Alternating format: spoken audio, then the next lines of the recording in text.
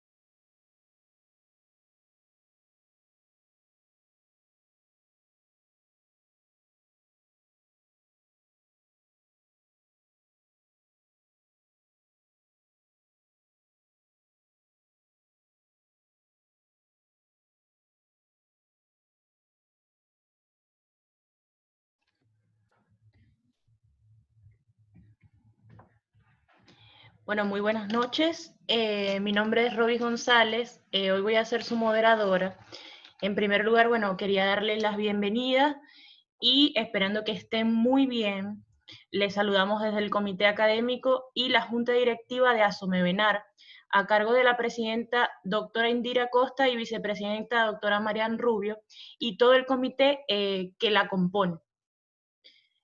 Hoy vamos a estar conversando sobre la historia clínica y su importancia médica legal en la Argentina.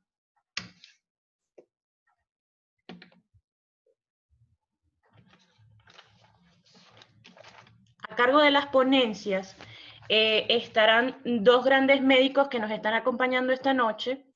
En primer lugar van a escuchar a la doctora Dalia Rodán Camero, nacida en Barquisimeto, Estado Lara, egresada de la Universidad Centro Occidental Lisandro Álvaro en Barquisimeto, como médica general, anestesiólogo e intensivista, actualmente desempeñándose en el Hospital Municipal de Carlos Marcia en la provincia de Buenos Aires.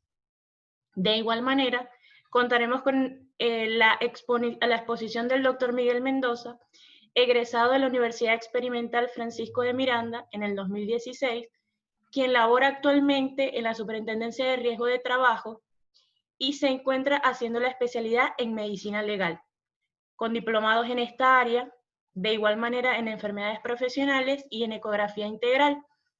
Vamos a tener unos minutitos para esperar que se conecten, que se terminen de conectar los que están interesados en escuchar la ponencia completa para poder dar inicio entonces a nuestras exposiciones de este día.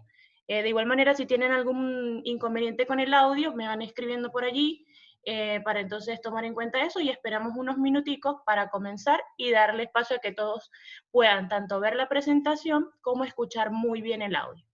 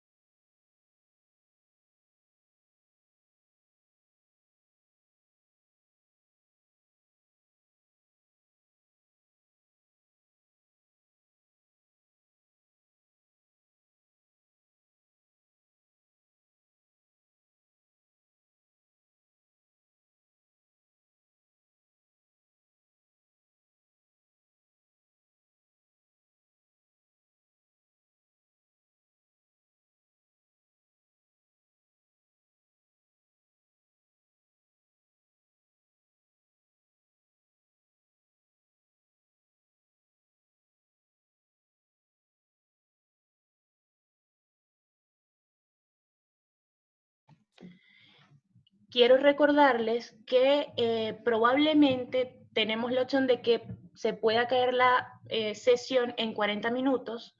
Entonces, si esto ocurre o si se llegase a ver algún inconveniente y se les cayera o se les saliera la sesión, deben de ingresar con el mismo ID y con la misma contraseña, ¿ok? Ya en unos segunditos la doctora Dalia Roldán va a comenzar su exposición.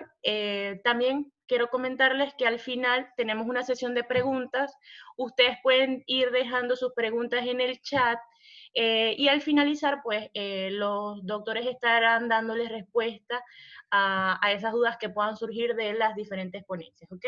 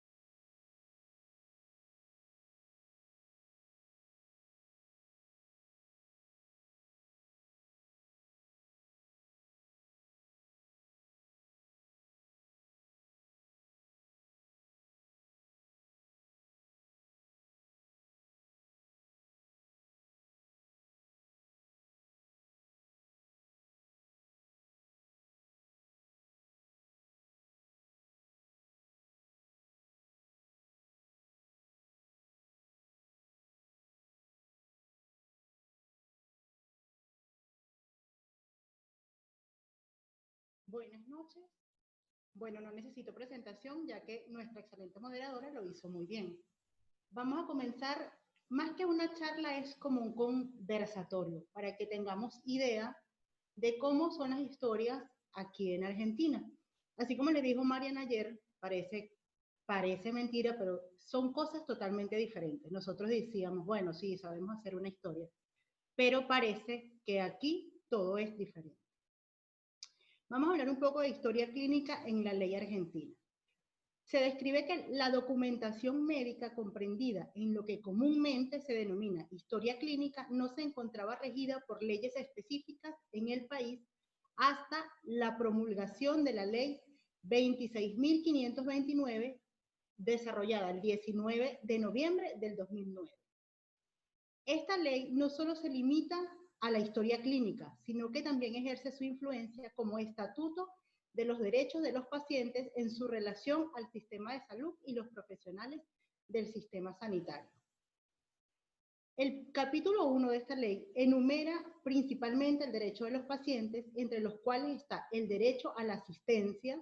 Interesantemente plantea la prioridad de asistencia para niños, niñas y adolescentes. El artículo 2, inciso A, renueva el derecho a la intimidad y la confidencialidad, donde se hace hincapié sobre la responsabilidad de preservar la intimidad y confidencialidad de toda la documentación médica concerniente a los pacientes, particularmente el inciso D de este mismo artículo. A diferencia de Venezuela, aquí el paciente es el dueño de la historia clínica y puede solicitarla en el momento que él lo desee.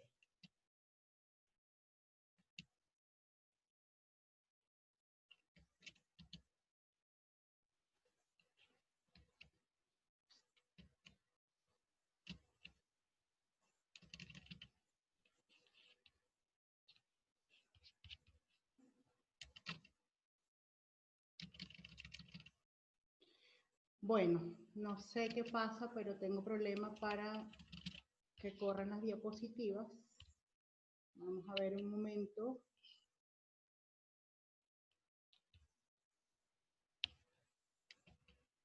Ok, la historia clínica. ¿Qué es la historia clínica o cómo la podemos denominar? Es un documento obligatorio cronológico, foliado y completo, en el que va a constar toda la actuación realizada al paciente por los profesionales y auxiliares de la salud. Como les comentaba, la historia clínica es propiedad del paciente, siendo este el titular de la misma.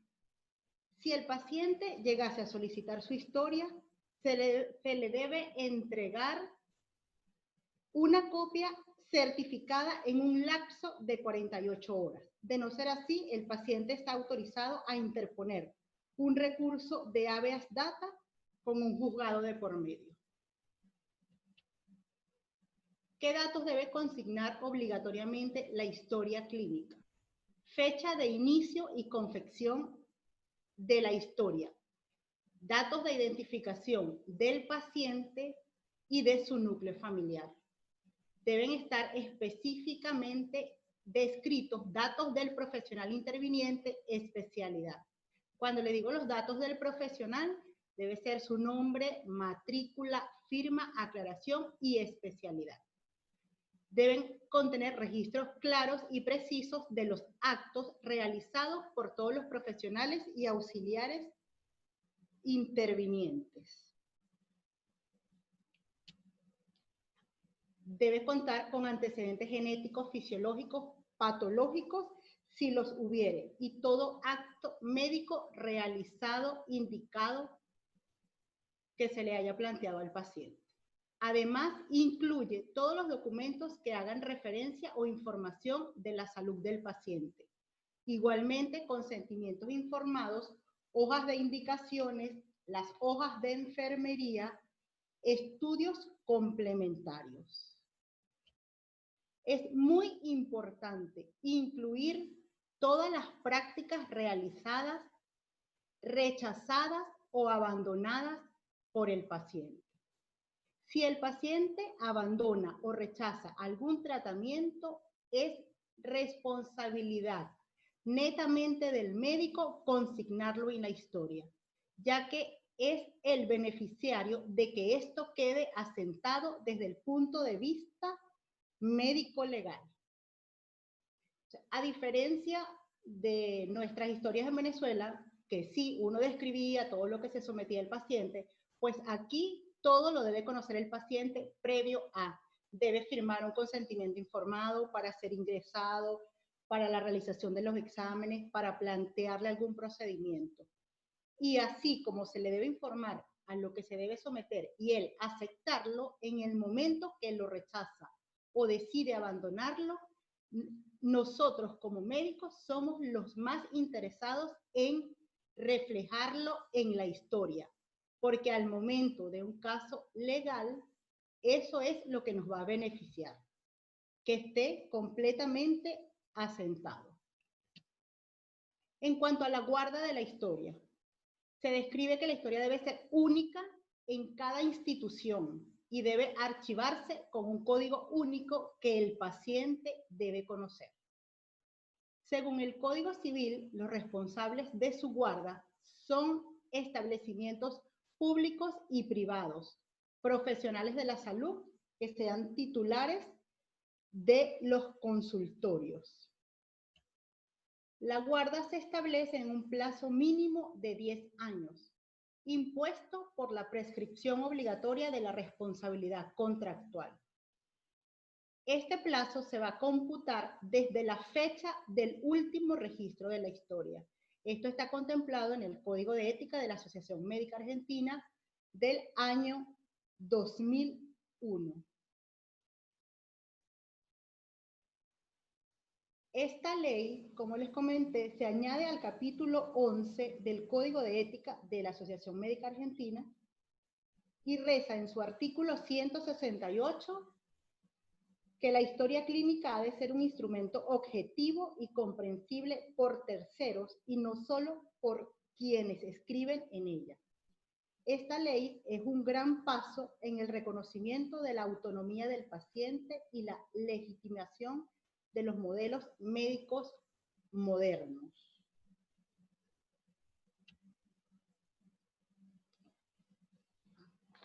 Esto me pareció muy interesante, que son artículos del gobierno de la ciudad, donde ellos describen la historia clínica para conocimiento y manejo de el paciente o el público en general. Ellos denominan ¿qué es la historia clínica? Es un documento que contiene toda la información sobre las prácticas médicas que te hiciste como paciente. Está descrita en la ley 26.529, Derechos del Paciente, Historia Clínica y Consentimiento Informado, artículo 12. ¿Quién es el titular de la historia clínica? Cada paciente es titular de su historia clínica. Es la misma ley en el artículo 14. Ahora, ¿qué datos debe contener la historia clínica? Importante, fecha en que se inició la misma. Es muy importante reflejar en qué momento comienza usted a conocer su paciente,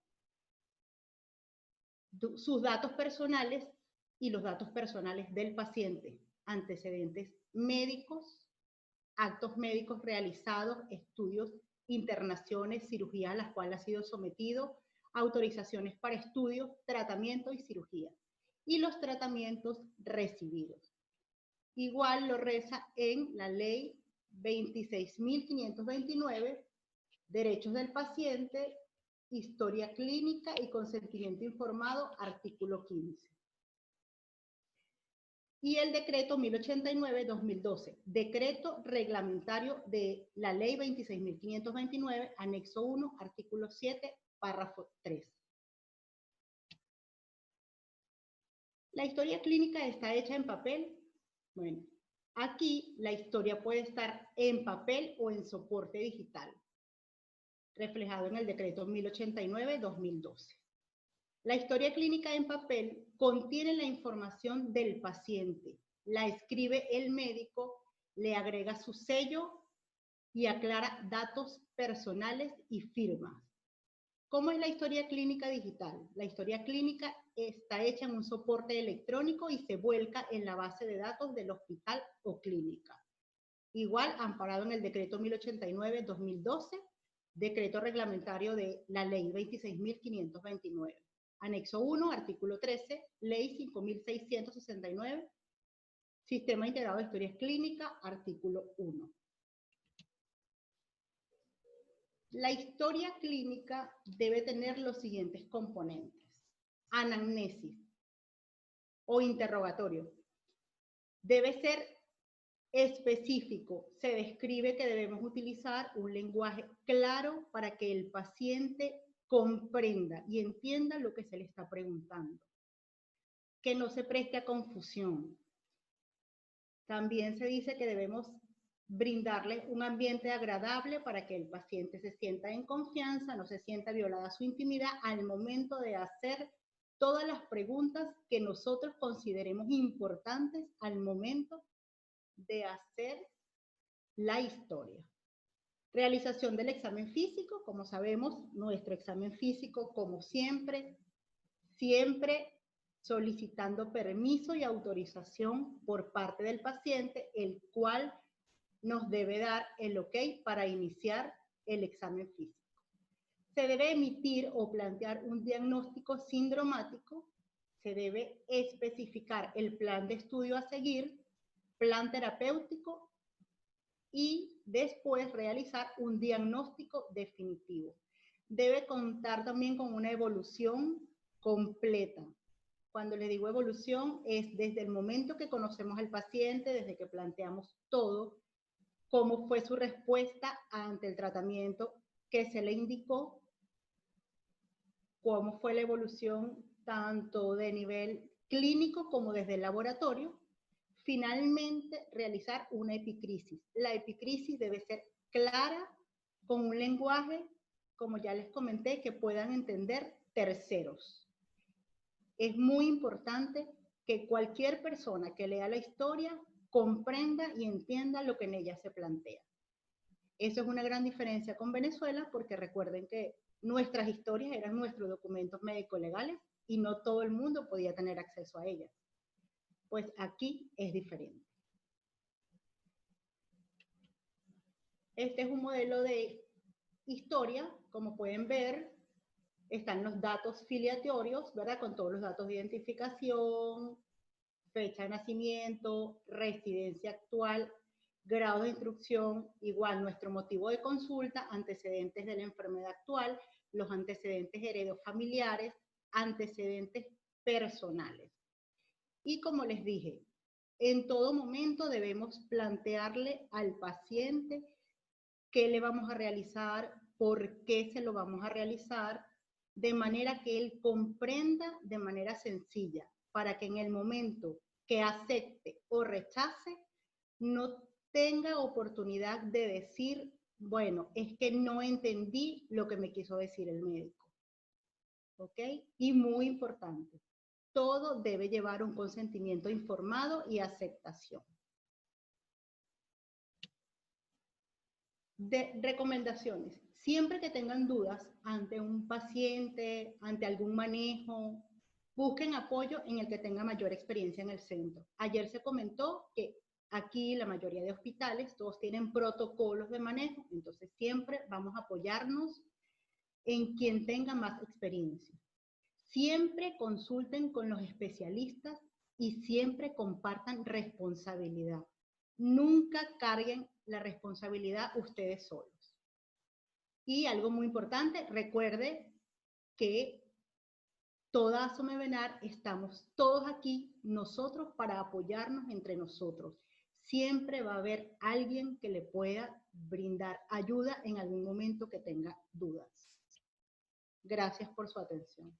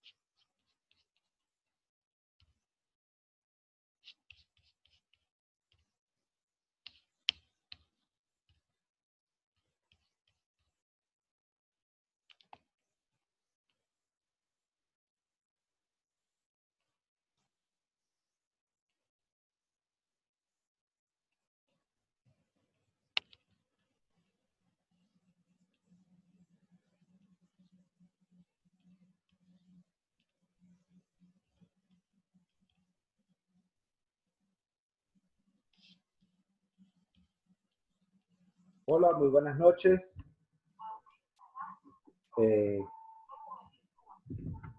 Quiero que sean todos bienvenidos. Muchas gracias a la doctora Dalia Roldán por su participación y quiero felicitarlos a todos por entrar en esta segunda charla del ciclo de charlas de Asomevenar.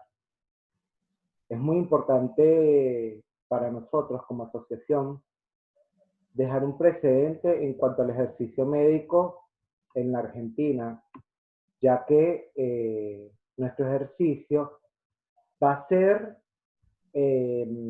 más vigilados que el de otros por motivos ya conocidos. Sabemos que en la Argentina somos personas nuevas, allegadas, distintas a todas las migraciones anteriores, de colegas que ya conocemos, sus nacionalidades, en donde llamamos la atención por nuestra forma de ser y nuestra preparación. Por ende, estamos en el ojo de las personas y tenemos que formarnos lo más que podamos para poder salir adelante con este reto que tenemos actualmente. Entonces, vamos ahora pues a hablar sobre ahora las implicaciones y la importancia médica legal en Argentina de la historia. Ya la doctora hizo énfasis y conceptualizó todo lo que se tiene que saber con respecto a la historia clínica y que hay cosas distintas con respecto a Venezuela y es lo que queremos dejar.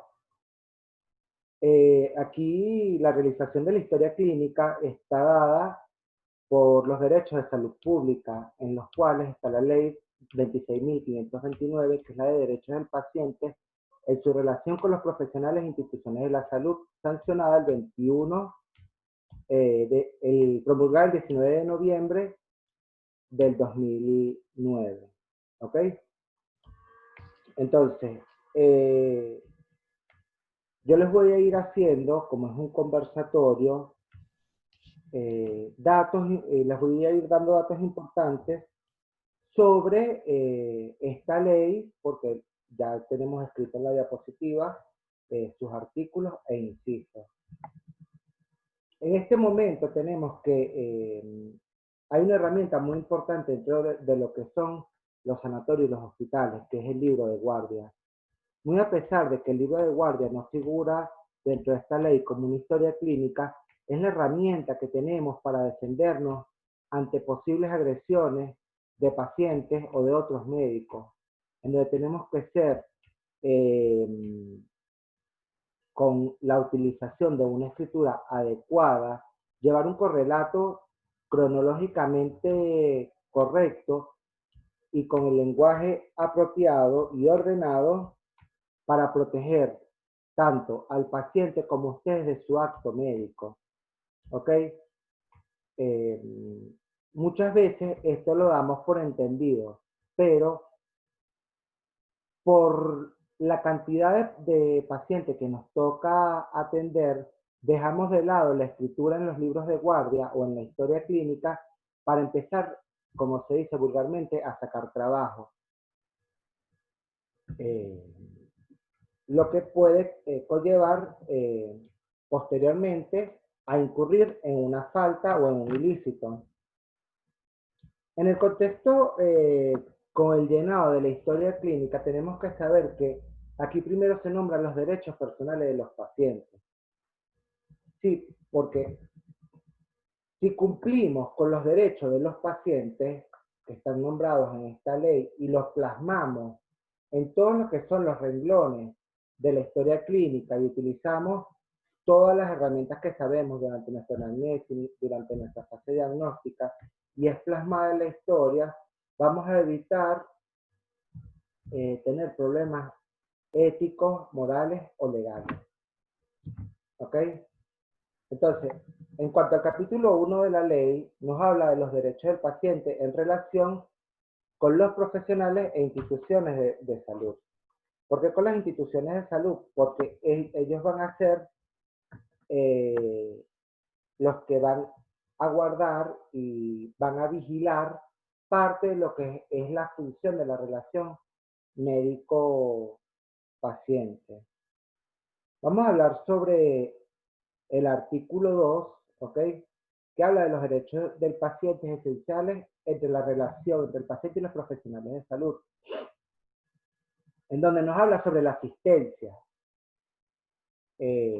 Tenemos que, durante la guardia, hay que hacer los triajes. Muchas veces tenemos guardias generales en donde pasamos tanto consultas de adultos como consultas de niños, sobre todo a nivel privado y en regiones aisladas, en donde tenemos que darle trato prioritario a los niños, niñas y adolescentes, siempre y cuando hayamos pasado un triaje correcto en donde se les pueda dar la atención primordial después de haber salido de los pacientes con una urgencia o emergencia mayor.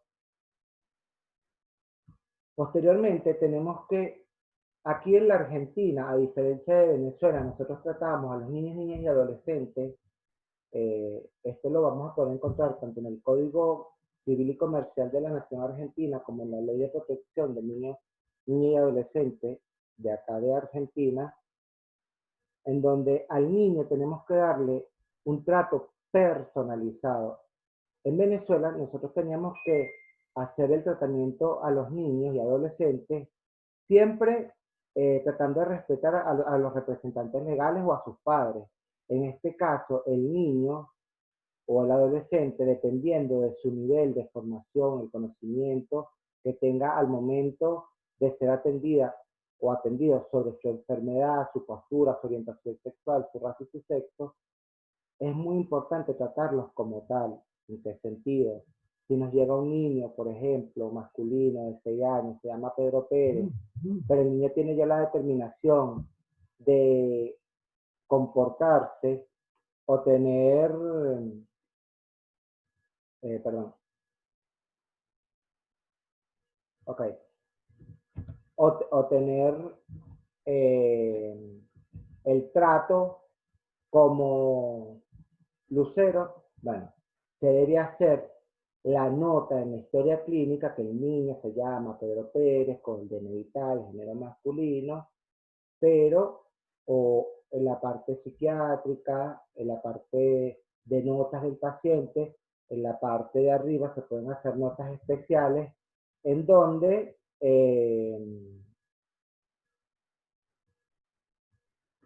se pone lo que es cómo quiere ser tratado ese niño, niña o adolescente. ¿Sí? Bueno, luego tenemos lo que es el trato digno y respetuoso, la intimidad del paciente, que es la relación médico-paciente con el secreto médico, bajo las condiciones adecuadas que ya todos sabemos, ¿ok? Todo paciente debe tener un trato digno, personal, discreto, donde se resguarde sus datos, ¿ok? Haciendo énfasis en lo que ya todos conocemos como el secreto médico-paciente. Cabe destacar que dentro de los derechos personalísimos tenemos entredicho entre estos incisos que la relación médico-paciente va a ser responsabilidad del médico sus actos hasta el momento en el que tú como médico te aseguras de darle el cargo, el trato o el manejo de ese paciente a otro médico o a otro profesional de la salud. Es por eso que al momento de realizar interconsultas, historia clínica, entregar guardias, tenemos que hacer énfasis que se está realizando esa entrega, hacer notas en los respectivos libros de guardia, porque con eso estamos cumpliendo con los derechos del paciente de que se están entregando. Sabemos que es difícil y que la implementación no es muy clara, pero a medida que vayamos escribiendo y que se vuelva parte de nuestro ejercicio diario, vamos a lograr realizar una jornada de trabajo bien efectiva y bajo lo que rige esta ley de historia clínica y derechos personales del paciente. En el inciso E tenemos la autonomía de la voluntad. El paciente tiene derecho a aceptar o rechazar determinadas terapias o procedimientos médicos o biológicos con o sin expresión de causa, como así también revocar posteriormente su manifestación de voluntad. ¿Qué quiere decir esto? Aquí esta ley en el inciso E trata de borrar los paradigmas que tenemos nosotros, por ejemplo, en Venezuela, y aquí también, antes de la promulgación de esta ley, de ser médicos paternalistas, en donde nosotros vamos a tomar las decisiones por el bien del paciente, lo que mejor le convenga al paciente, lo que mejor se adapte a las condiciones del paciente según su diagnóstico, según su terapéutica. Hoy en día se debe respetar que los pacientes deben tener conocimientos sobre su diagnóstico, cuál es el pronóstico, cuáles son las opciones terapéuticas y llegar a un consenso y dejar todo esto por escrito en la historia clínica y llegar a un consenso en conjunto con el paciente cuál va a ser su tratamiento y el por qué. Inclusive en el inciso de la autonomía de la voluntad, donde el paciente tiene derecho a decidir sobre su tratamiento, Los niños, niñas y adolescentes están facultados siempre y cuando tengan el conocimiento, teniendo la autorización de su representante legal, pero habiéndolo conversado previamente con ellos. Vamos a dar dos o tres ejemplos. Un ejemplo muy importante y que es bastante discutido en el ámbito médico legal acá en Argentina es la del soporte vital. Cuando un niño tiene conocimiento de su patología que ha pasado por mucho tiempo o es crónica y ya tiene un pronóstico en el cual probablemente el paciente vaya a fallecer, el niño puede entrar en conocimiento y decidir sobre no realizar terapéuticas especiales de reanimación o para alargar la vida, no queriendo decir esto que son prácticas eutanásicas. ¿Cuáles son estas prácticas? Siempre esto va a ser valorado por un servicio de medicina legal de los hospitales grandes. Estas prácticas son dejar de lado la alimentación, dejar de recibir oxigenoterapia, dejar de recibir hidratación parenteral, permitir que el paciente se le retiren soporte vital, permitir que el paciente se le retire sondas nasogástricas, sondas vesicales, catéteres, ¿ok?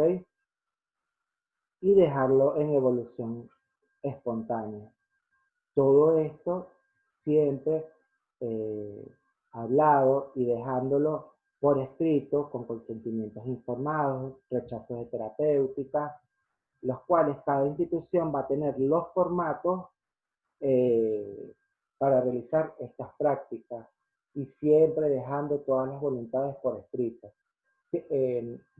Con respecto a lo que dijo la doctora, las evoluciones de los pacientes, nosotros notamos que muchas veces nuestros colegas no evolucionan de la misma manera que nosotros lo hacemos en Venezuela. Por ende, así nos lleve un poco más de tiempo, vamos a tratar de hacer una buena evolución y no adecuarnos con los mismos vicios que pudiésemos aprender en nuestra práctica en este país. Lo otro es que siempre a la nota de una evolución médica podemos hacer una nota o un comentario clínico en donde podemos dejar asentados todos estos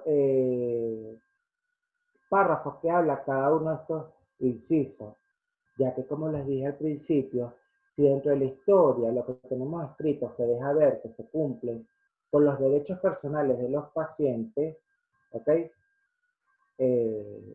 Eso nos va a salvar de que por omisión cometamos ilícitos. Ok, tenemos ahora el capítulo 2 de esta ley de historia clínica, que nos va a hablar sobre la información sanitaria. Ya nos habló la doctora Dalia de que el paciente es dueño de su historia, ¿ok? Todo paciente tiene acceso a la historia clínica completa, copia fiel y foliada, en donde las instituciones médicas tienen que encargarse de dar la copia de un periodo menor a 48 horas. Con respecto a esto también tenemos lo que son los informes médicos y las interconsultas. Si una persona se quiere dejar de ver con ustedes y pide un informe médico o pide una interconsulta, vamos a hacer el ejemplo de una guardia. La guardia hay pacientes, hay espera, pasamos un triaje, hay pacientes estables. Tenemos que realizar en ese mismo momento el informe médico o la interconsulta, porque si la realizamos después de que nos hacen el pedido formal o verbal, eso nos puede acarrear ante los fines tanto civiles como penales, que puede haber omisión de información, alteración de la información, alteración del estado, los cuales van a buscar los abogados para tratar de abrir un caso por mala praxis. ¿Ok? Porque el simple hecho de omitir información o no darlo en el momento que se pide puede acarrear esa situación. ¿Ok? Si el paciente no puede pedir la historia clínica, vamos a tener aquí 4 figuras que son muy importantes, que están planteadas por la Ley de Niños, Niñas y Adolescentes y por el Código Civil y Comercial de la Nación. El primero que puede pedir la historia clínica son los apoderados. Apoderado es una figura en el cual el Código Civil establece que es una persona que está avalada por un juez para solicitar la información y tomar decisiones con el aval del paciente. Esto lo vamos a ver en personas privadas de libertad o en personas con patologías psiquiátricas que puedan tener entendimiento y tengan conocimiento de lo que les está ocurriendo, pero tienen que utilizar un apoderado para tomar o para poder ejercer sus derechos. ¿Ok? Luego tenemos la figura del curador. El curador es una persona que va a designar un juez civil para tomar todas las decisiones por ese paciente, sea paciente psiquiátrico, sea paciente con una patología neurológica grave, o sea un niño, niña y adolescente, el cual no tenga la potestad o el conocimiento suficiente para poder tomar una decisión o poder solicitar información sobre sí mismo. La diferencia que vamos a tener con el apoderado y el curador es que el curador va a ser de la persona que esté totalmente incapacitada mental o físicamente. No puede tomar decisiones y no puede dar opinión a su apoderado. ¿Ok?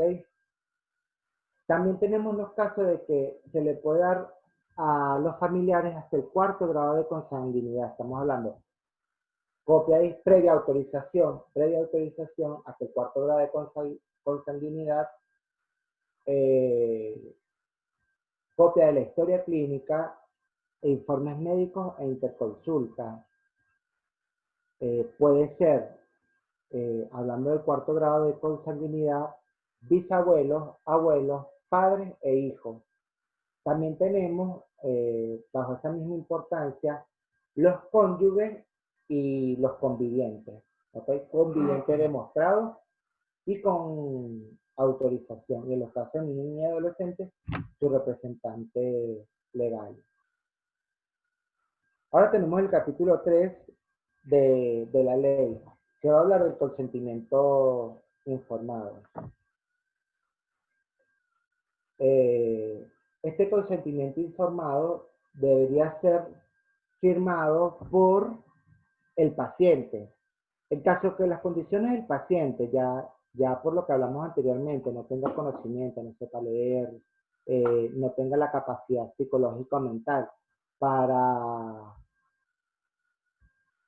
tomar o dar consentimiento sobre su persona, el artículo 59 del Código Civil y Comercial de la Nación nos habla de que puede firmar el consentimiento informado el representante legal, el apoyo, que es la persona que designa el juez.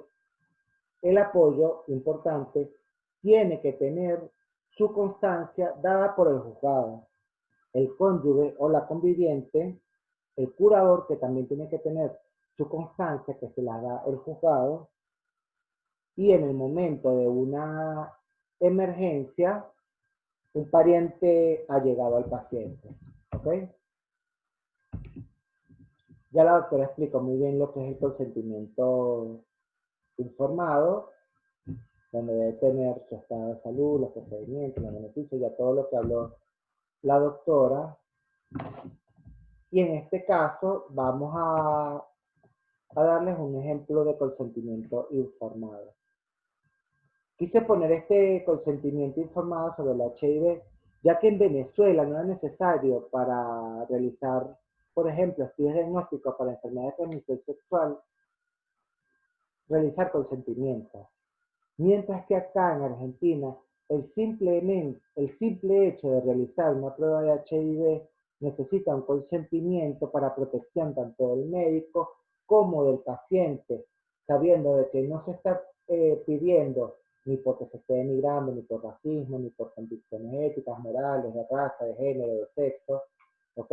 Sino simplemente de que es una prueba diagnóstica, el paciente entiende que es para hacer un diagnóstico para su bien y para poder realizarle sus procedimientos y poder cuidarnos a nosotros y al paciente de cometer un ilícito. Estos consentimientos los pueden después buscar por Google o en esta página de argentina.gov.ar, en donde hay formatos del Hospital Sommer que pueden ser modificados por ustedes para llevarlo a sus guardias. Muchas veces los sanatorios privados hacemos prácticas sin tener este conocimiento. Podemos tener una carpeta en donde podemos llevar distintos consentimientos informados para realización de procedimientos, realización de estudios, de internación y todos los que especifica la ley, allí está escrito. Otra cosa, los niños, niñas y adolescentes aquí en Argentina pueden ser atendidos por una guardia médica o de emergencia sin sus padres, siempre y cuando ellos tengan conocimiento de lo que les está pasando. Si son niños hasta los 13 años, siempre debe tomar acción y conocimiento su representante legal. Y para poder hacer un procedimiento, sea cual sea, colocar un intramuscular, tomar una muestra intravenosa, ya que se pasan a ser dentro de la ley lo que se llama invasivo, ¿ok? Se debería firmar un consentimiento y tanto por el paciente, el niño o la niña, como por su representante legal. En cambio, si son mayores de 16 años, este tipo de procedimientos como inyecciones, toma de muestras, ya los puede autorizar el menor, pero hasta los 16 años.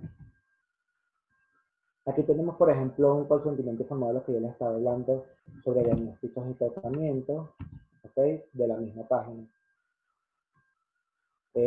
Como lo dice la ley, el consentimiento informado tiene papel de obligatoriedad sobre toda la actuación profesional médico-sanitaria. ¿Okay? Dentro de los consentimientos informados vamos a tener también lo que son los rechazos informados, las altas en contra de la voluntad del médico, se pudiesen nombrar, ¿sí?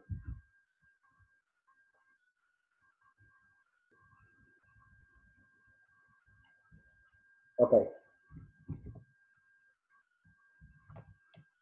Aquí tenemos las ocasiones en las cuales se debe hacer los consentimientos: internación, intervenciones quirúrgicas, procedimientos diagnósticos, procedimientos que implican riesgos según lo determina el reglamento de la presente ley, revocación, y bueno, ya lo que hablamos sobre el artículo 59 del Código Civil.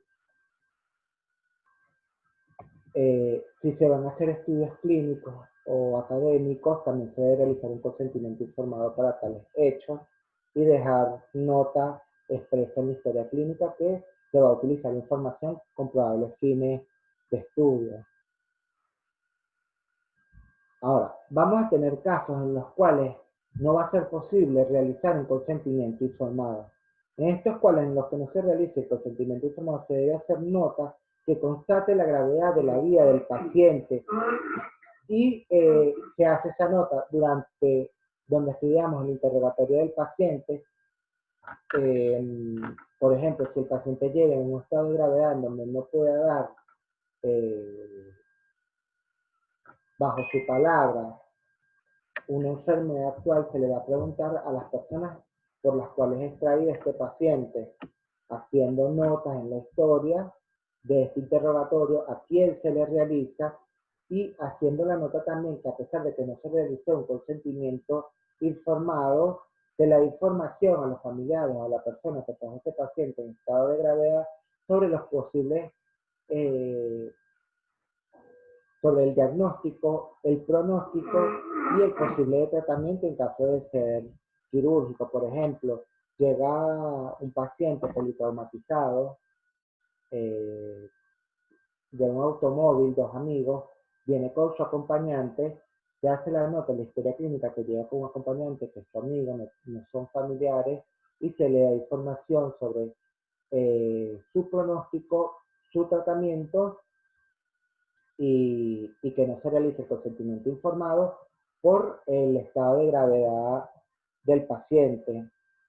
Lo otro es tratar de pedir los actos filiatorios y todo el interrogatorio que se le haga a esa persona, tratar de poner qué preguntas se le hicieron y a las cuales está siendo negativa. Por ejemplo, llega ese paciente y se le pregunta por consumo de drogas o estupefacientes o antecedentes tóxicos y hace la negativa, decir que el familiar o la persona, el acompañante, se niega a tal punto, tal punto, tal punto, tal punto, y luego en caso de mejoría del paciente, ¿okay?, volver a reinterrogar y hacer la historia y pedir los consentimientos posteriores que amerite ese paciente, porque es un error que se ve mucho en las historias clínicas de los pacientes que llegan en estado de gravedad. Cuando, por ejemplo, llega un politraumatizado, entra a quirófano, se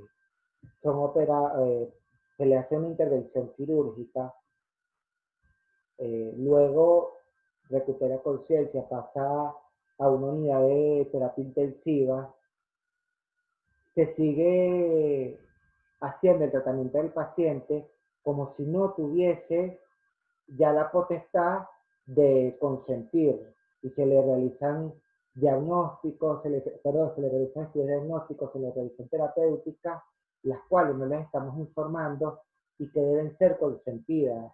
Entonces, una vez que el paciente se recupere y tiene la potestad de dar consentimiento, empezar a realizarlo. Porque la falta de esto, a pesar de que estemos haciendo las cosas para dar lo mejor de nosotros como médicos y tratar de salvar la vida del paciente y que no queden secuelas, esta falta o esta omisión ya pasaría a ser un ilícito en los cuales nos pueden culpar posteriormente por mala praxis. ¿Ok?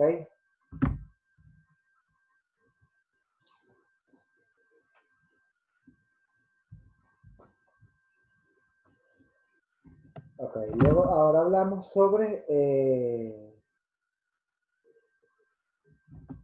sí, ya se lo expliqué, sobre el artículo 11 y el artículo 11 bis. Cuando ustedes vean una ley que dice bis, es que es un artículo que se le agregó posteriormente para complementar el artículo. Entonces tenemos que, en el artículo 11, las directivas anticipadas, toda persona capaz, mayor de edad, puede disponer de directivas anticipadas sobre su salud, pudiendo consentir o rechazar determinados tratamientos médicos preventivos o paliativos y decisiones relativas a su salud. Las directivas deben ser aceptadas por el médico a cargo, salvo las que impliquen desarrollar prácticas eutanásicas, las que se tendrán como inexistentes. Como se los explica al principio, de los derechos de los niños, niñas y adolescentes, sobre si ese paciente va a querer o no prácticas paliativas o prácticas para tratar de reanimar a un paciente, tenemos que dejar por consentimiento que el paciente se niega, dejando también testigos. ¿Okay? Estas alzas también las vamos a encontrar en los distintos centros de salud en donde la donen. En caso de no tener estas actas, hay hospitales que tienen servicios de medicina legal que se pueden solicitar la realización o la interconsulta por para tomar una decisión multidisciplinaria y dejarlo constatado en la historia clínica este derecho que tiene el paciente de no seguir recibiendo tratamientos de reanimación o paliativos. ¿Ok?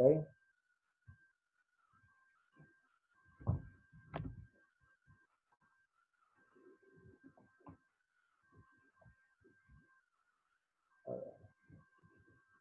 Perdón.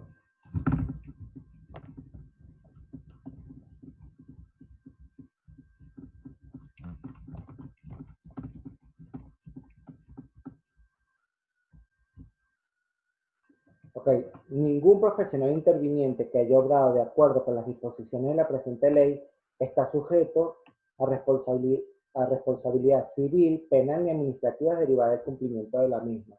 Por eso la importancia de saber los derechos personales del paciente que están en esta ley y tratar de plasmarlo en la historia, ya que el artículo 11 bis, que fue agregado posteriormente, nos dice que si tratamos de cumplir con lo que está acá, no caemos en ilícito y no vamos a tener problemas médicos legales en ningún tipo de responsabilidad civil, penal ni administrativa. Luego tenemos el capítulo 4 que nos habla de la historia clínica. Ya la doctora Dalia nos habló perfectamente cómo debe ser la historia clínica acá en la Argentina. ¿Ok? Y bueno, yo solamente quería hacer la acotación. Vamos a tratar de hacer una buena evolución médica diaria, dejando constancia de que evaluamos los pacientes si estamos a cargo de un piso. ¿Por qué? Porque desde el momento que nosotros recibimos la guardia, estamos a cargo de esos pacientes, y el simplemente hecho de no hacer una buena evolución significa que omitimos la evaluación de ese paciente, más allá que hayamos estado pendientes del tratamiento, de la terapéutica, del diagnóstico, de que se le hayan realizado, por ejemplo, a un paciente que dijo las curas. Si no está escrito, no se hizo. ¿Okay?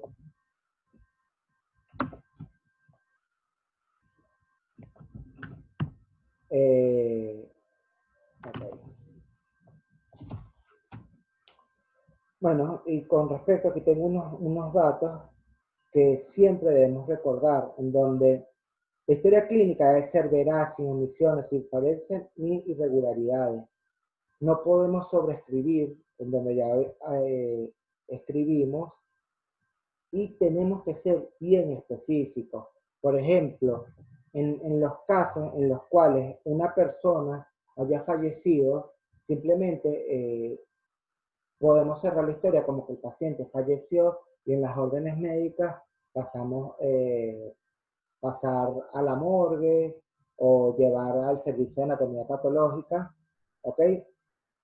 Aquí en Argentina tenemos que tratar de ser específicos con los diagnósticos al momento de la muerte, y más si son diagnósticos o pacientes sospechosos que puedan ir a una autopsia judicial. ¿Ok?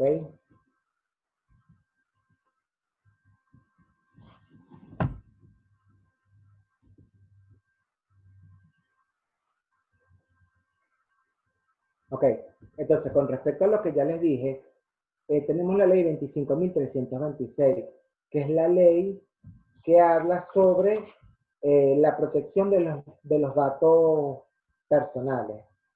¿Qué quiero decir con esto? Todos los datos que están inscritos en la historia, al ser legales, no pueden ser modificados sobre una misma hoja o posteriormente si no lleva correlación cronológica, ¿ok? Entonces, en este párrafo de la ley 25.326, en cuanto a los datos, el archivo de datos personales de la ley prevé pena de 1 mes a 2 años de prisión al que insertar o insertar a sabienda de datos falsos en un archivo de datos personales, si deriva en perjuicio de la persona, que aumenta las penas. La misma pena sobre personas que accedieron o divulgaron sin autorización de información registrada en un banco de datos personales. Entonces, En este pequeño párrafo podemos ver que si damos información que no corresponde y si alteramos la historia clínica, podemos tener hasta 2 años de pena.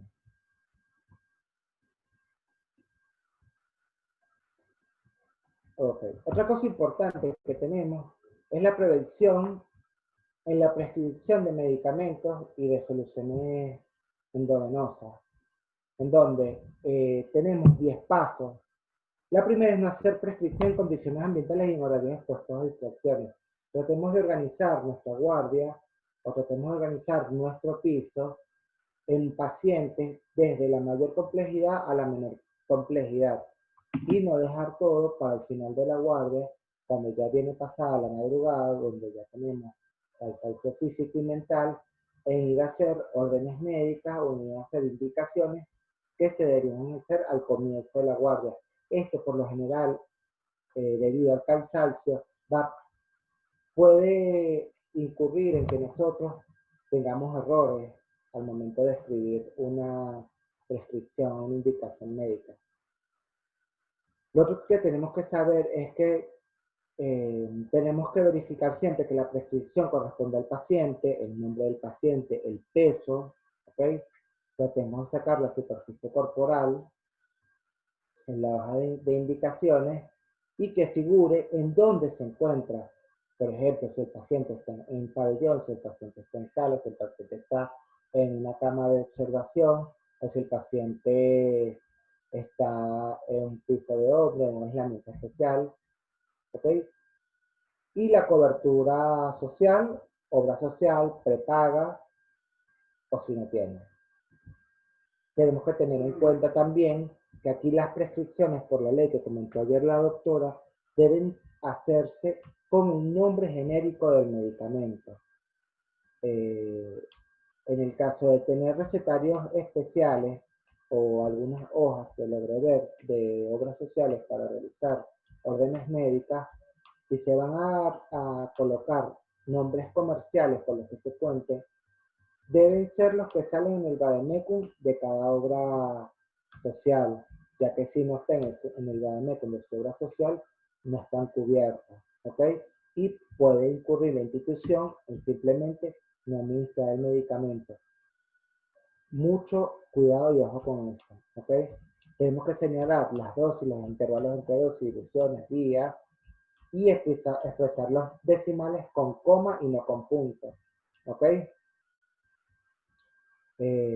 Lo que ya sabemos, no usar abreviaturas, enmiendas ni sobreescritura, y en este caso colocar error en caso de haberlo hecho. Por ejemplo, escribimos mal una prescripción, no se debe colocar liquid paper ni borrar, se pudiese hacer órdenes médicas nuevas o al lado de esa orden se hace una flecha y se escribe error en letras grandes y entendibles, ¿ok? En mayúscula, para que la gente sepa que esa orden no va. Lo otro es aclarar si existe incompatibilidad con otro medicamento o diluyente. Esto, por ejemplo, en el caso de pacientes que están recibiendo quimioterapia, un ejemplo que ocurre y que hemos visto, en donde si se está recibiendo por vía venosa periférica, la vía de un brazo, ¿ok?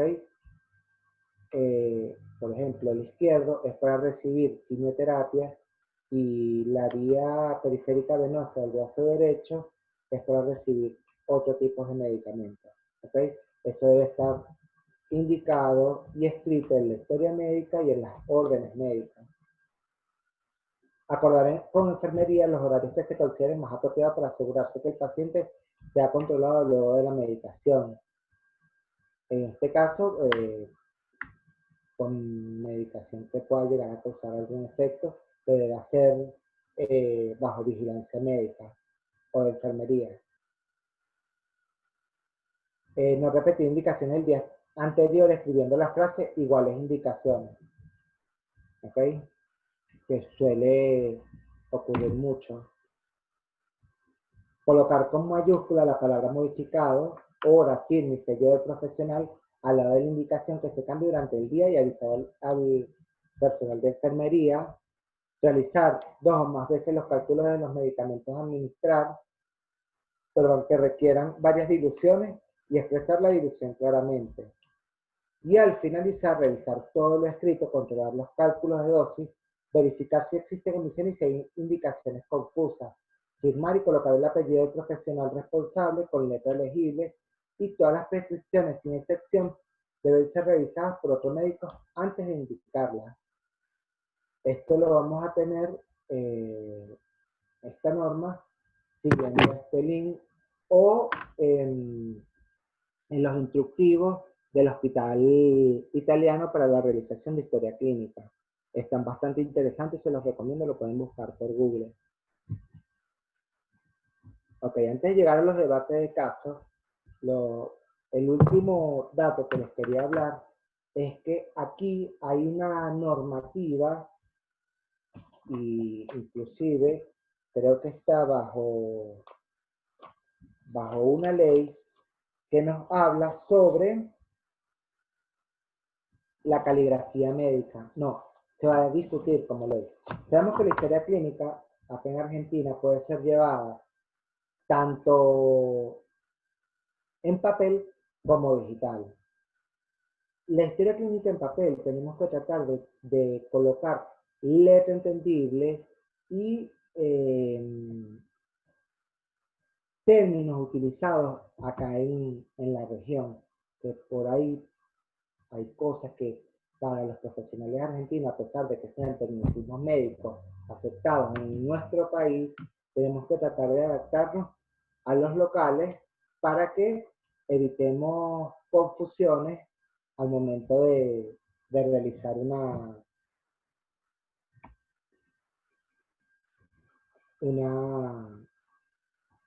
indicación médica, ¿ok?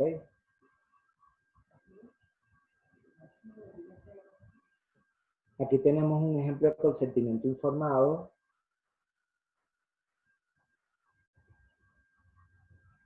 Ya.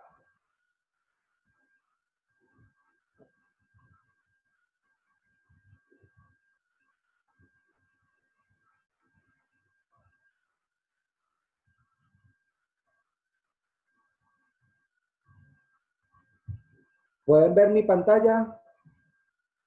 ¿Alguien que me responda?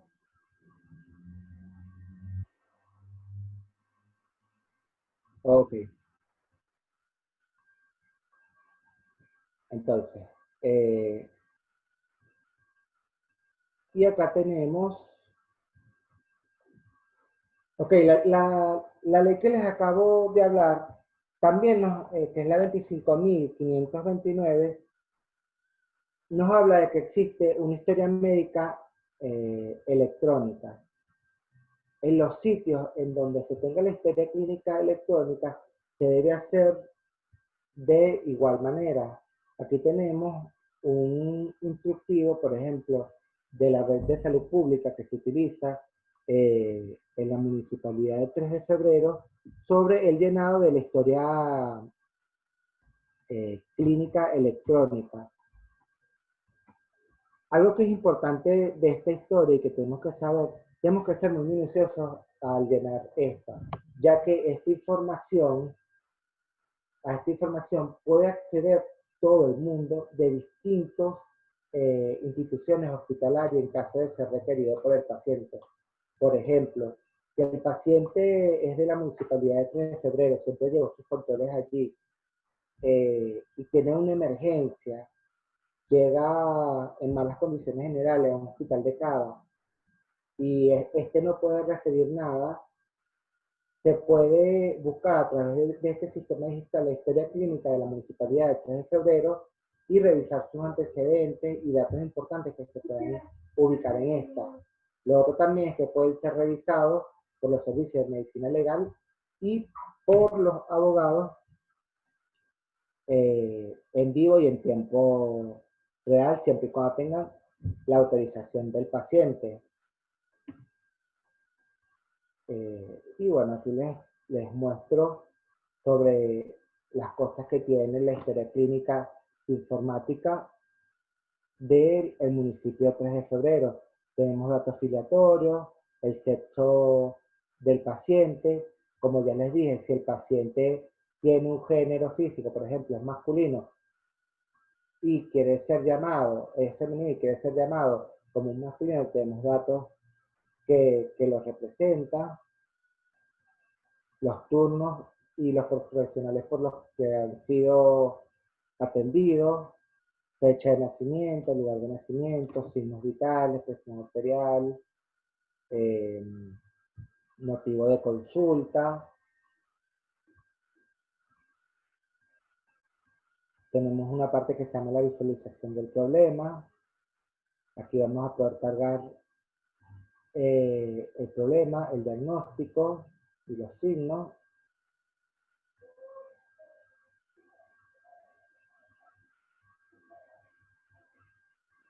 ¿Ok? Y bueno, tenemos quién es el que lo atiende, y a medida que vayamos entrando en sitios donde tengamos que llenar historia clínica informatizada, busquemos a un profesional que esté más capacitado para llenar de manera adecuada esta historia clínica, tratando de no tener omisiones con respecto a la historia. ¿Ok? Bueno, con esto vamos a terminar. Quiero dar las gracias a todos por escuchar. Espero que les haya sido de utilidad esta información. Le voy a dar el pase a la doctora Robis para que comencemos con un debate de casos y poder responder sus preguntas. Muchas gracias.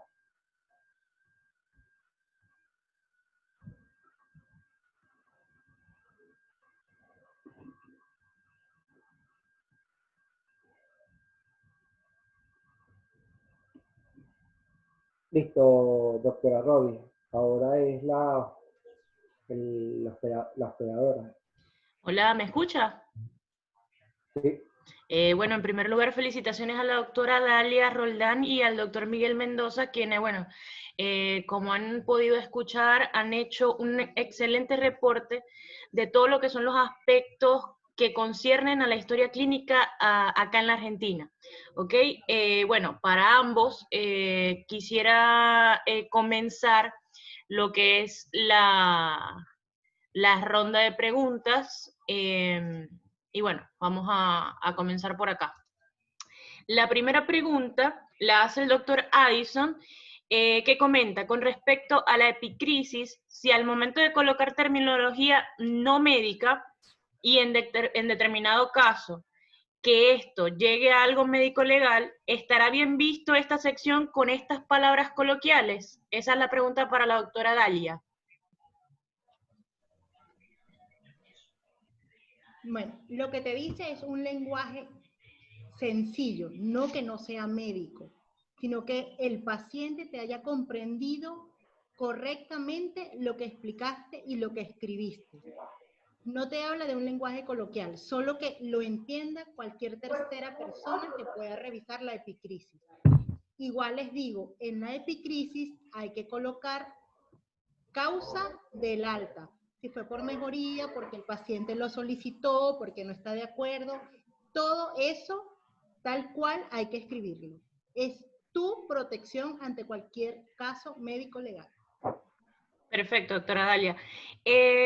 La siguiente pregunta la hace Jessica Monroy con algo que se estuvo discutiendo en el chat. Ella preguntaba sobre la impresión diagnóstica, si se coloca o si no se coloca, y de colocarse, ¿en qué orden se colocaría con respecto al tratamiento? Bueno, mira, la historia clínica es un documento que tiene un esquema, vamos a decirlo así, internacional. ¿Qué pasa aquí en Argentina? Yo he observado que es que como que cada hospital, cada clínica adopta un modelo específico. Leí lo de tu experiencia, que te hicieron repetir la historia porque no se debe colocar el diagnóstico, pero debe ser en ese centro, ¿ok? porque el diagnóstico es muy importante. En el momento de que te hagan una revisión de tu historia, el juez o el abogado te puede decir, ok, doctora, usted interrogó al paciente, lo examinó, ¿y qué diagnóstico se planteó? Porque en ningún momento lo veo escrito. ¿Ves? Por ahí te va a agarrar. Quiere decir que tú evaluaste al paciente, pero estás demostrando en la historia que como que no tenías idea de qué tenía, ¿verdad? Y la diapositiva que presenté es de modelos de semiología del libro de Suro, que es utilizado en la UBA, en la Universidad de Corrientes. Y ellos describen que es anamnesis, examen físico, hacemos el planteamiento del diagnóstico sindromático, plan de estudio, plan terapéutico, el planteamiento definitivo del diagnóstico definitivo, ya habiendo estudiado todos los exámenes y estudios realizados. La evolución de ese paciente, como dijo Miguel, que les recalcó, completamente detallada. No adoptar malos vicios, porque sí, aquí ven que copia un paciente consciente, orientado y listo. No. Así invirtamos más tiempo, hay que evolucionar completamente al paciente. Y la epicrisis, como ya les dije. Pero el diagnóstico sí se utiliza. No sé si en el centro donde tú estás es modalidad de ellos, pero aquí si puedes observar, varían las historias clínicas de acuerdo a cada clínica, a cada hospital.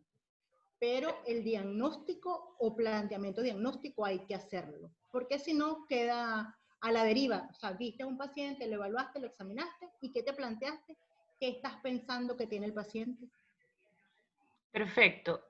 Doctora Dalia, aquí surge otra pregunta, que la hace la doctora Enitza, sobre la evolución. Si yo no hice el ingreso, ¿desde qué punto tendría que describir todo? ¿Es solo el nombre, edad, diagnóstico y examen físico o lo incluyo todo? Adicionalmente, tengo que colocar allí las interconsultas y posteriormente le damos el pase al doctor Miguel que quiere hacer una acotación. Ok, mira, para una evolución que esté correctamente es el día que tú estás evolucionando al paciente, ¿ok? Vas a colocar la identificación, fecha, hora exacta, signos vitales del momento que lo estás evaluando. Muy importante, escribir en qué condiciones están recibiendo al paciente. ¿Ok? Porque muchas veces vemos que describen un paciente consciente orientado con Glasgow de 15 puntos y cuando ustedes llegan a evolucionar al paciente tiene 7 puntos de Glasgow. Y en ningún momento se ha especificado esto, ¿ves? A veces hay horas o puede pasar días sin evolucionar el paciente.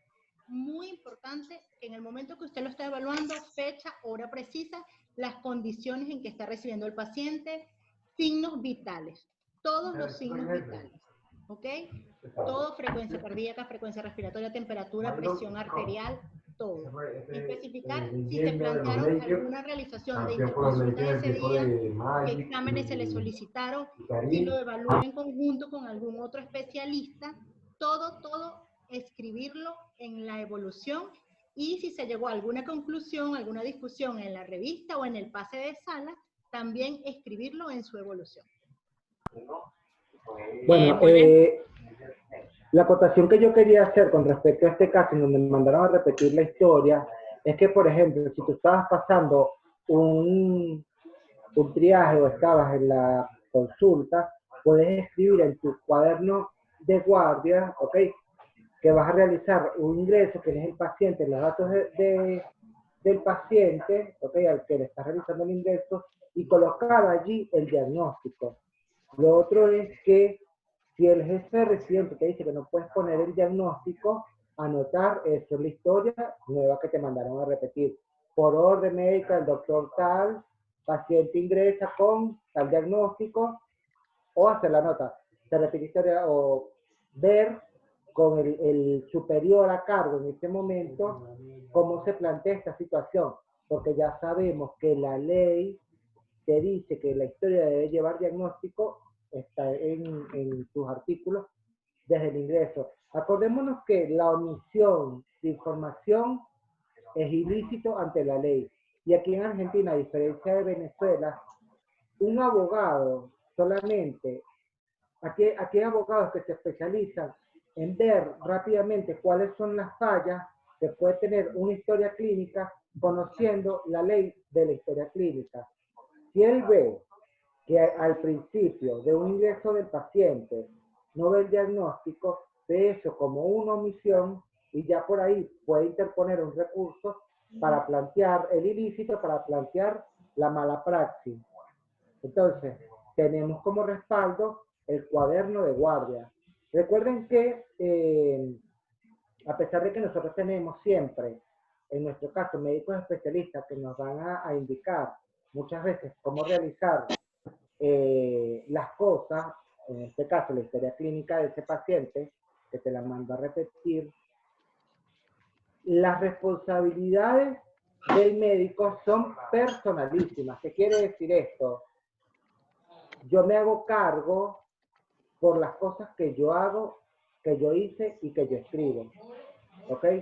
Siempre tengan eso en cuenta y en consideración. Si ustedes tienen un especialista, escriban lo que les dice el especialista y traten de hacer las cosas bien, porque al final de cuentas, ¿ok? A pesar de que tu especialista está o tú estás a su cargo, en el momento que tú escribes, tus sellas y tus firmas, tú eres responsable de ese paciente y de ese acto que tú estás haciendo. En este caso, si eres la que está haciendo la historia, tú eres responsable de la primera parte de esa historia clínica, ¿ok? Porque como lo dice la ley, todos los involucrados en la actuación médica del paciente van a tener responsabilidad. No sé si me hago entender. Lo otro que quería, acotar rápidamente es que conociendo ya el triaje de tu guardia, si es una guardia fuerte, apretada, que la tenemos encima, tratemos de que los pacientes que están en regulares condiciones y que tardan un poco en ser atendidos, anotarlos en el libro de guardia con hora, fecha, signos vitales y si es necesario, ¿ok? Hacer notas dentro del libro de la revaloración del paciente con sus signos vitales para dejar en claro en todo momento de que se hizo un triaje por gravedad del paciente y cuáles eran las condiciones, ¿ok? Perfecto, Doc.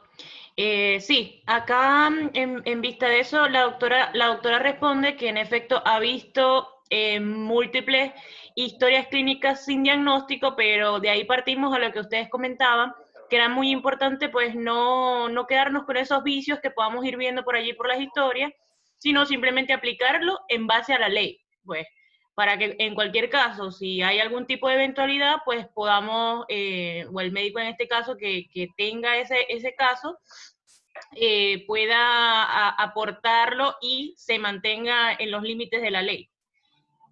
Por acá hay otras preguntas en base a lo que hablaba con respecto a los niños, ¿ok? Hay varias preguntas por allí. Una de ellas dice, si según entendí, un niño de 8 años no quiere recibir, por ejemplo, algún tratamiento o procedimiento parenteral, ¿este niño estará en derecho de negarse a recibir este tratamiento a pesar de que su papá sí quiera? No.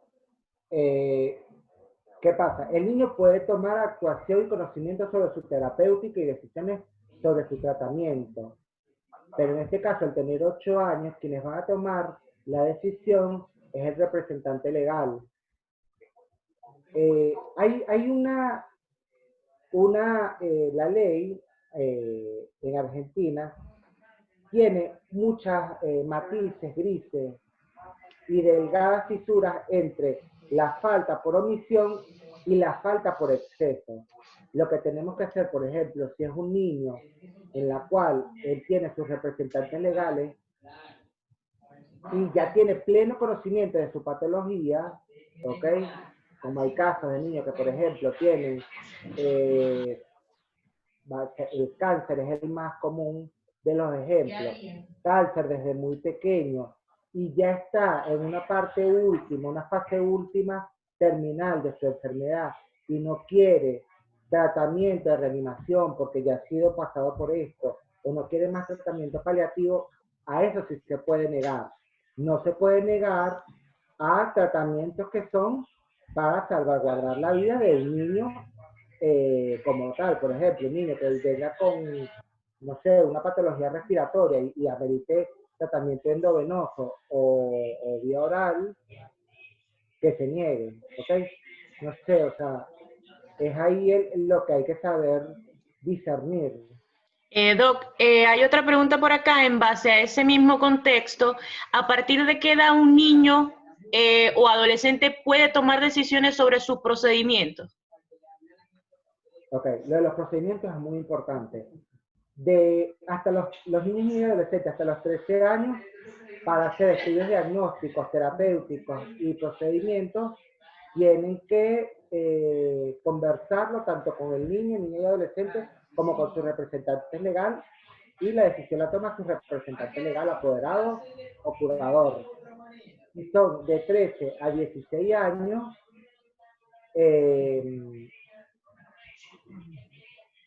se hace con la autorización del adolescente, ¿ok? Okay. Si tiene conocimiento de la patología, de la terapéutica, y en ese momento haya que realizar el procedimiento y no estén los representantes. Un ejemplo muy común es el de, llega un niño de 16 años con secreción uretral, ¿ok? Y tú quieres diagnosticar, por ejemplo, que sea por gonococo, y a su vez quieres mandarle a hacer todo el perfil para enfermedad de transmisión sexual, llámese HIV, DRL, hepatitis B y C, ¿ok? Son estudios diagnósticos que ameritan un consentimiento informado, que en ese momento, como es el niño de 16 años que está pidiendo que se le hagan los estudios, puede hacer la autorización. Y si no quiere que se haga informado a los padres, tiene el derecho, porque está en el conocimiento de la patología y de lo que necesita. Por el contrario, si es un niño de 16 años, viene con, no sé, con gastritis, y se va a realizar un procedimiento diagnóstico y terapéutico a través de una endoscopia, ya aquí sí se debe realizar el consentimiento tanto por la persona que se le va a hacer, como por su representante legal, sus padres, su cónyuge, su curador o su apoyo. ¿Ok? Perfecto. Lo otro es que aquí el Código Civil nos habla de adolescencia a partir de los 13 años. Perfecto, doc. En referencia a la historia clínica, pregunta la doctora Carla, ¿esa historia se puede modificar? La historia clínica digital. No se puede modificar. También depende del sistema con el que esté diseñado cada centro para desarrollarla. Pero tengo entendido que tiene un software de seguridad que después que tú escribes no puede ser modificada, porque hay manera de descubrir que es una información falseada a posterior. Perfecto. Preguntan por acá si recomiendan utilizar el SWOT para describir la historia. Sí, por supuesto, es válido. Y Perfecto. es lo que debería utilizarse. Perfecto. Cosa que aquí no vemos. Sobre los artículos, doctor, ¿dónde se pueden tomar todos los artículos que nos comentó en el transcurso de la ponencia? Hacen por acá la pregunta. En Google, buscan la ley 26.529 y allí vamos a tener todos los artículos.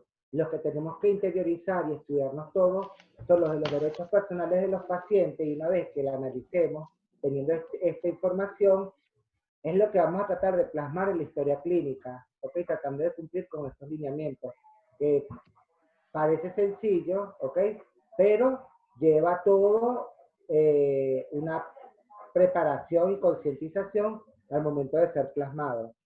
Quería comentarles también un caso personal que tuve, ¿ok? En los cuales el paciente argentino a veces tiene la sensibilidad un poco aumentada. Yo no trabajo con historias clínicas como tal, propiamente dicho, yo trabajo con expedientes, en los cuales la caracterización del expediente la realizan abogados. Si a mí, por ejemplo, un abogado me pasa una carátula de expediente y el expediente me dice, señora María González, ¿ok?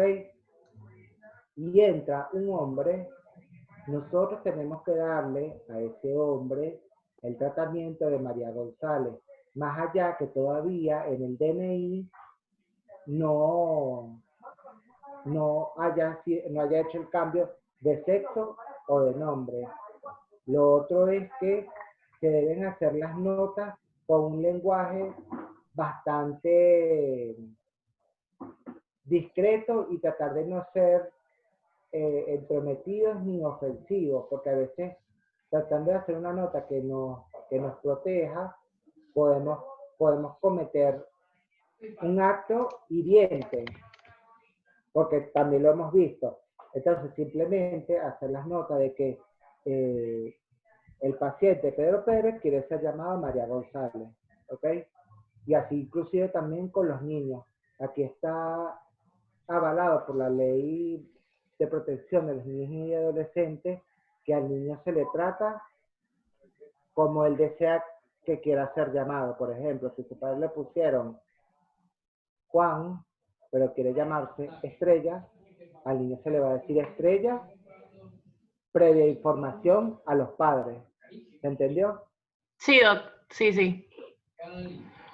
Por acá, la doctora Marian Rubio hace una acotación en referencia a la historia digital, que dependiendo del sistema, pueden haber una serie de horas que te puedan dejar modificarla. En el caso de 3 de febrero, solo deja modificar 8 horas después de creada.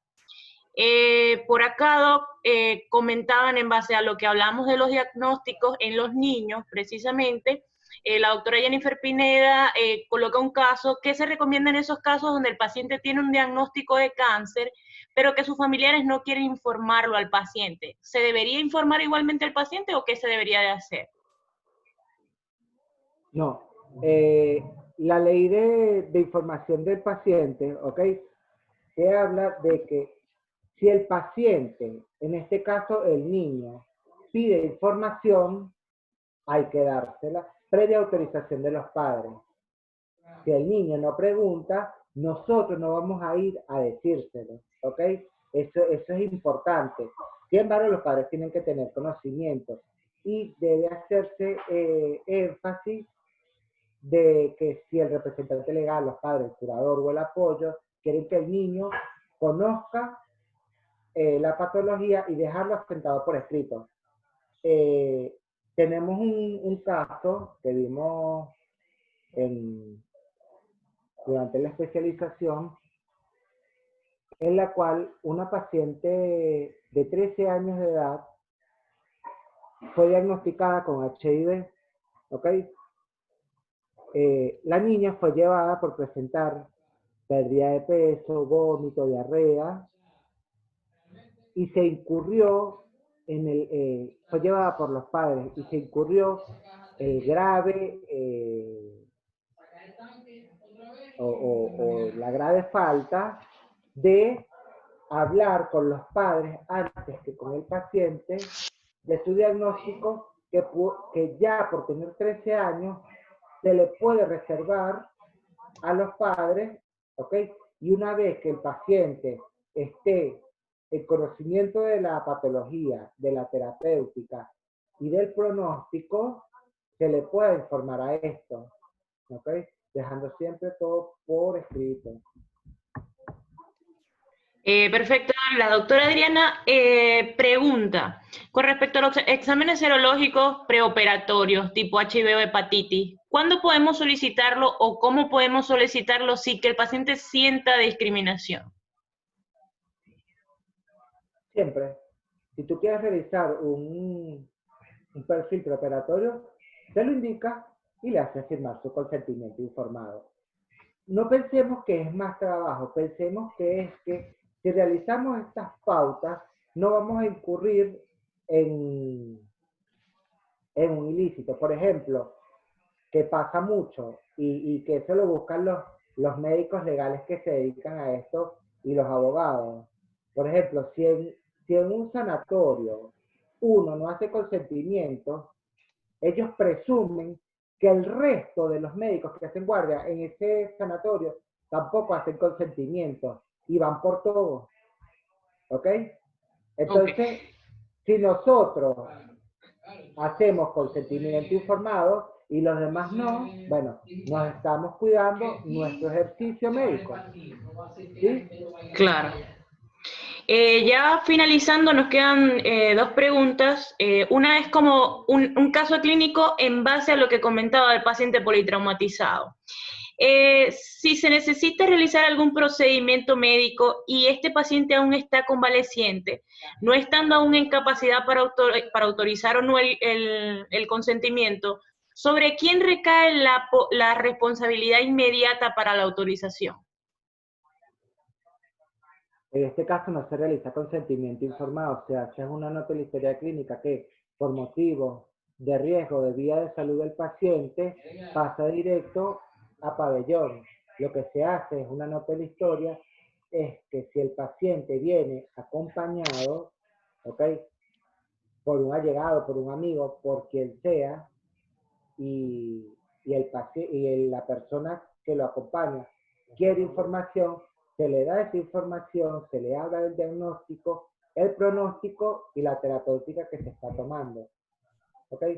El caso el ejemplo más fácil es un paciente politraumatizado que llega con un acompañante, un amigo, necesita una cirugía de emergencia, pasa a quirófano para realizar la cirugía y al acompañante se escribe la historia que llega con el acompañante, se le da información sobre el diagnóstico, cuál es el pronóstico probable, ¿okay?